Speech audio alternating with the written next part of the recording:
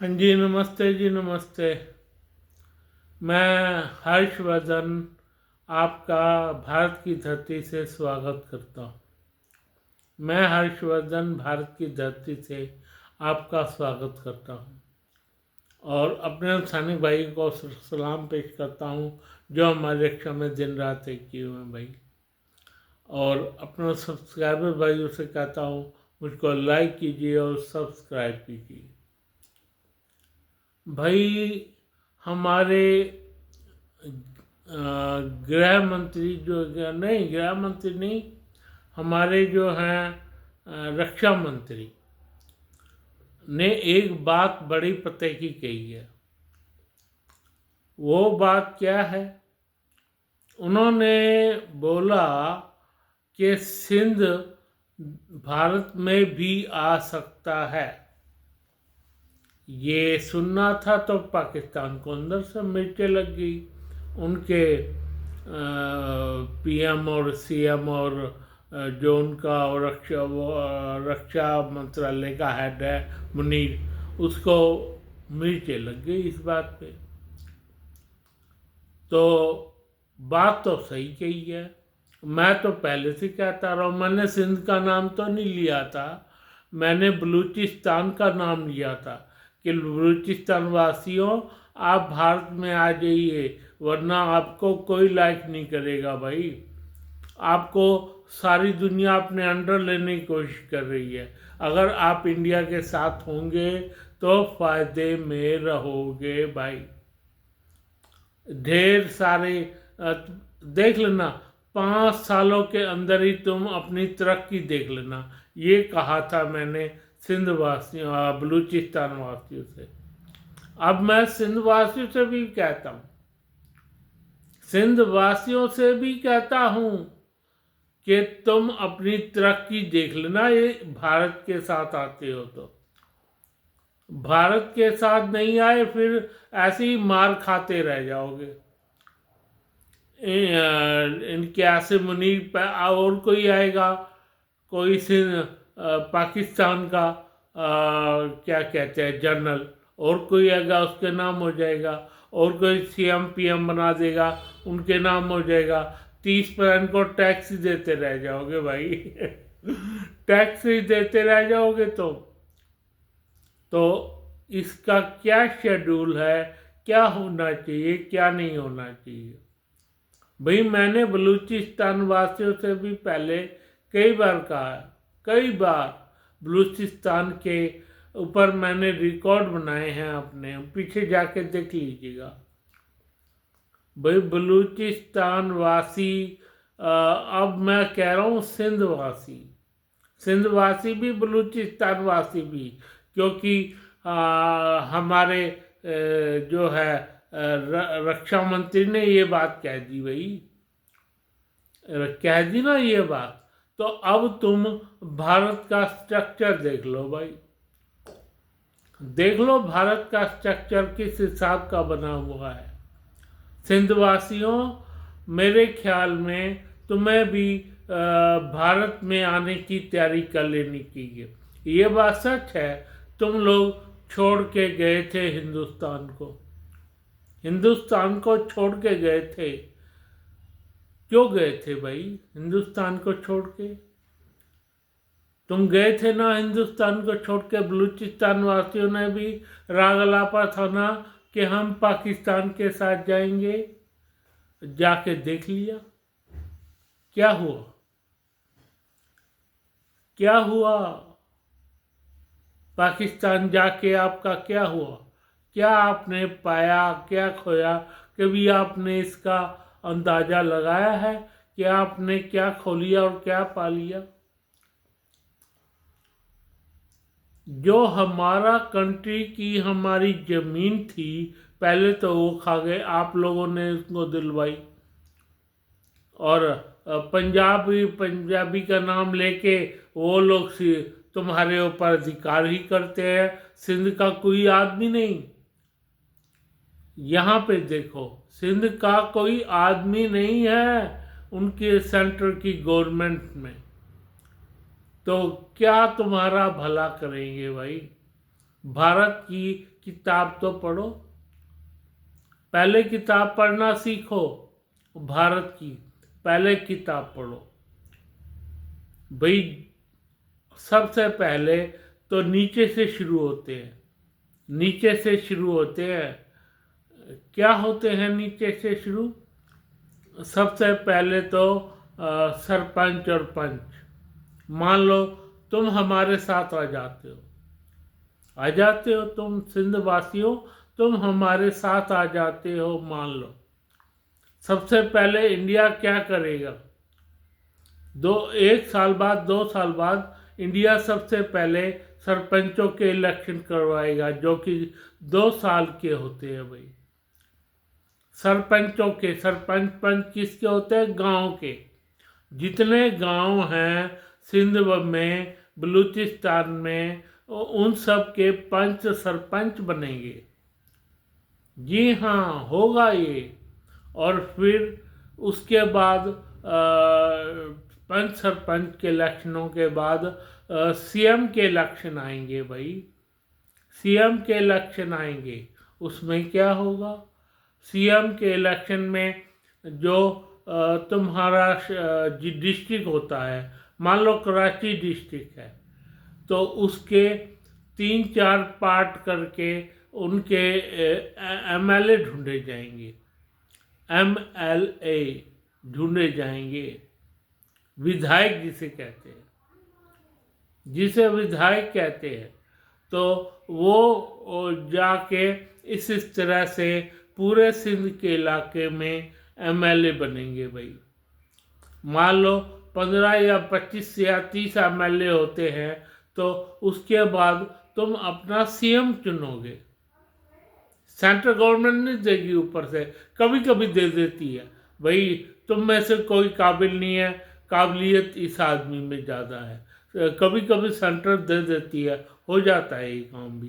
पर शुरुआत में सिंध का कोई भी आदमी चीफ मिनिस्टर बनता है, बनेगा भाई। चीफ मिनिस्टर बनेगा सिंध का कोई आदमी, तो क्या होगा? उसके बाद वो सीएम बनेगा। वो विधायक भी होगा, सीएम भी होगा अपने इलाके में, और पूरे सिंध का वो क्या होगा? सीएम होगा भाई। अब आप हिसाब लगा लो, आपके 4 डिस्ट्रिक्ट हुए, 4 स्टेट हुई। मान लो एक तो बलूचिस्तान, दूसरी सिंध, तीसरा पंजाब, चौथा बलूचिस्तान, पांचवा वो क्या कहते हैं जो इंडिया ने लेना है, अपने कब्जे में तुमने ले रखा। 5 स्टेट तुम्हारे, 4 स्टेटों के इस तरह सीएम बनते हैं। तो तुम्हारा सीएम बन गया भाई, मान लो। अब सीएम क्या अपने नीचे मंत्री, गृह मंत्री, रक्षा मंत्री तो नहीं, गृह मंत्री, स्वास्थ्य मंत्री, पढ़ाई का मंत्री, भाई 3-4 मिनिस्टर बनेंगे। और उसका मिनिस्टर क्या कहते हैं, ये जो होता है LIC का, लाइफ इंश्योरेंस का मिनिस्टर, किसी के अंडर ये सारी चीज़ें दी जाएंगी भाई। इसकी पहले पढ़ाई होगी तुम्हारे सीएम की, तुम्हारे सीएम को पता लगेगा मेरे अंडर इतने विभाग आएंगे। फिर उसके बाद होता है MP का इलेक्शन। एक MP के अंतर्गत 4 या 5 MLA आते हैं। मान लो तुम्हारे 4 डिस्ट्रिक्ट हुए, 4 MP बन गए। कितना समझाऊं तुम लोगों को? इस तरह से तुम्हारे सीएम भी तुम्हारे इलाके से, कभी कभी बाहर के इलाके से कोई आ जाता है, अच्छी तरह जानता है, सारा कुछ जानता है, वो बाहर के इलाकों से आ जाता है। वैसे तकरीबन तुम्हारे अपने ही प्रदेश के सीएम रहते हैं, MP रहते हैं। और जैसे मान लो हमारे धर्मेंद्र थे, वो बीकानेर के MP रह चुके हैं भाई, MP रह चुके हैं। हमारी हेमा मालिनी जी थी, वो मथुरा इलाके से आज भी MP हैं। आपका देख लो, ऐसे अच्छे अच्छे लोग आएंगे तुम्हारे एमपी बनने। तो ये सीएम बनेंगे, एमपी बनेंगे, वो लोग एमपी जाएंगे वहाँ अपना प्रधानमंत्री चुनेंगे, जिसे मर्जी चुने, जैसे मोदी है। तो मोदी जब सीएम बन पीएम बन गए, उन्होंने तो सारे देश का सोचना है भाई, सारे देश के लिए सोचना है, खाली एमपी अपने इलाके के लिए नहीं होता, सीएम पीएम सारे देश का होता है भाई। तुम्हें ये अकल ही नहीं इस बात की कि कैसे सीएम बनते हैं, कैसे पीएम बनते हैं। इस तरह की कोई भी तुम्हें इसका ज्ञान नहीं है भाई।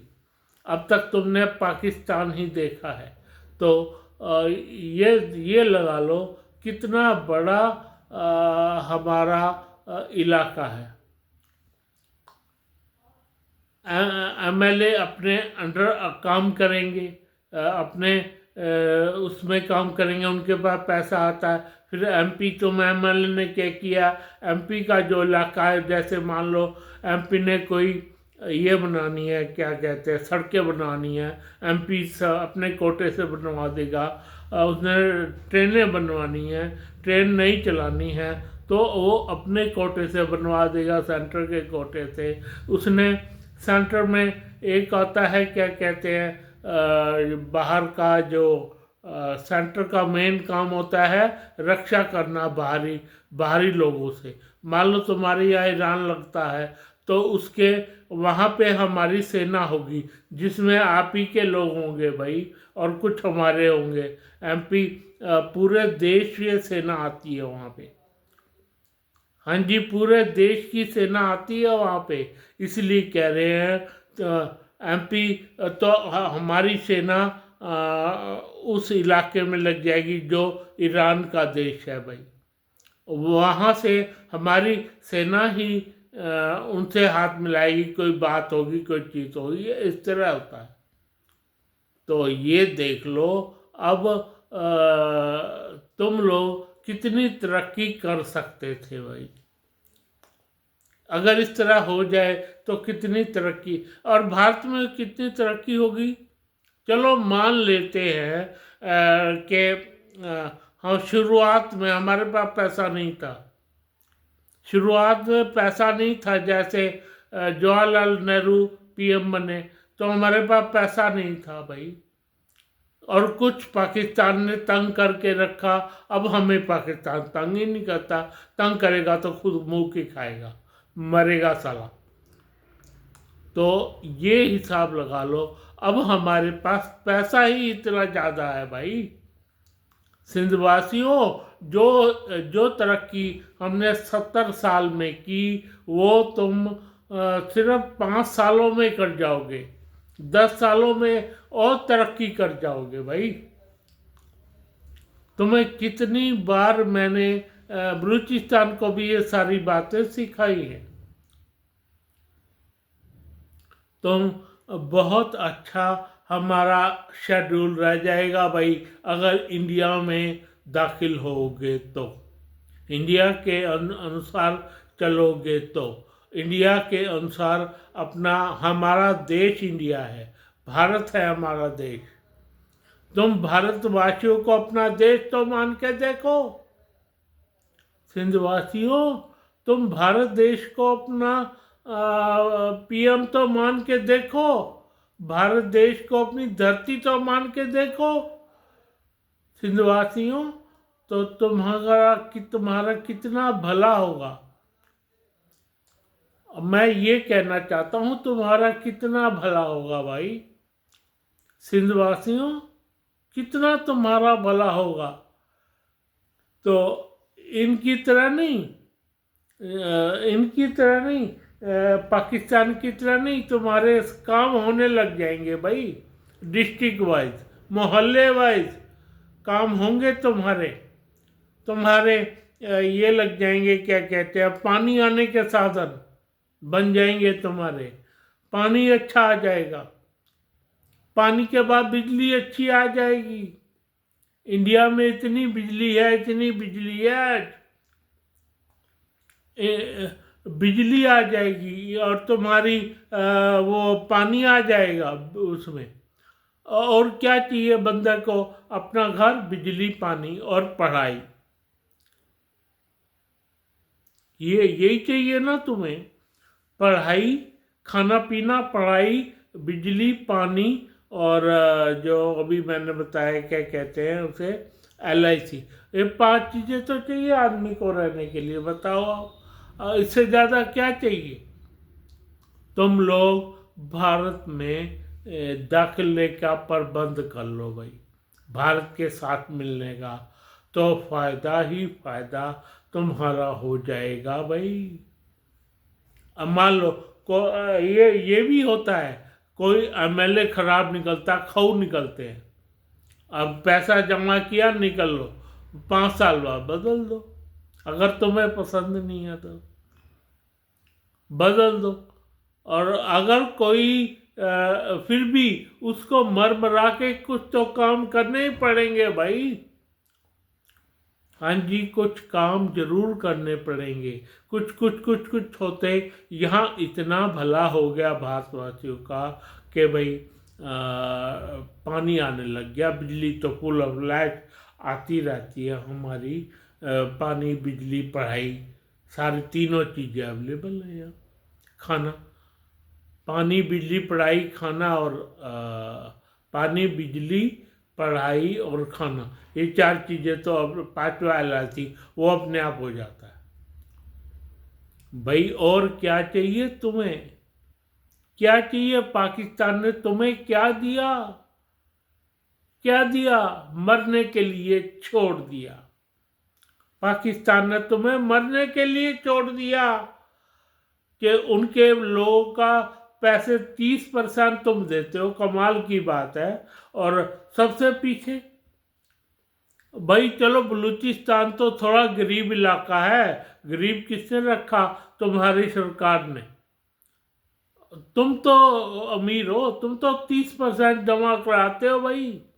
30% टैक्स, कमाल है। 30% टैक्स सिंध इलाका जमा करवाता है। वो लोग इसको सबको बेच के खा जाते हैं भाई। 30% टैक्स में किसको देते हैं? आतंकवादियों को। आतंकवादियों को। आज उन आतंकवादियों की हिम्मत नहीं है कि भारत में एंटर हो सके भाई। तो अब ये हिसाब लगा लो, सिंध कितनी पीछे चला गया है 30% टैक्स देने के बावजूद। अगर इतना टैक्स की भारतीय गवर्नमेंट को दो ना, तो पता नहीं तुम्हारे यहाँ कितना बिल्डिंगें बन जाए भाई। हाँ जी, कितनी बिल्डिंगें बन जाए। अब क्या तुम्हें बताऊं कि तुम भारत में दाखिल हो जाओ, भारत में भारत के साथ सुलह कर लो भाई, और भारत ही तुम्हारी रक्षा करेगा भाई। कितने फायदे हैं, फायदे कितने हैं सिंधवासियों। इतने फायदे मेरे को मिलते ना, तो मैं तो सिंध समेत कब का भारत में आ गया होता। तुम्हें जानबूझ के बर्ग लाया गया सिंधवासियों। तुम हिंदू थे, तुम्हें जानबूझ के मुस्लिम बनाया गया भाई। अपने चक्कर में, जिन्ना ने, कुत्ते ने अपने चक्कर में तुम्हें मुसलमान बना दिया। जिन्ना ने इतना गंदा काम किया। अब तुम भारत में दाखिल हो जाओ, भारत की पॉलिसी अपना लो। भारत के मोदी से कहो कि हमें भी आप हमारे PM हो। सिंधवासियों, आप हमारे PM हो, बन जाओ। बलूचिस्तान वासी और सिंधवासी हो, इसको एक बार जरूर कंक्लूजन निकालेगा। मेरी बात सुन के जरूर कंक्लूजन निकालिएगा। खैर, मैं आज का मंत्रणा इतनी ही रखता हूँ, वो लोग इतना ही रखता हूँ कि सिंध वासियों के साथ और बलूचिस्तान वासियों के साथ क्या हो रहा है भाई। धन्यवाद, धन्यवाद, धन्यवाद। मैं अपने उन सैनिक भाइयों को सलाम पेश करता हूँ। साथ में अपने सब्सक्राइबर भाई को कहता हूँ मुझे लाइक करें, सब्सक्राइब करें। जय हिंद, जय हिंद, जय हिंद।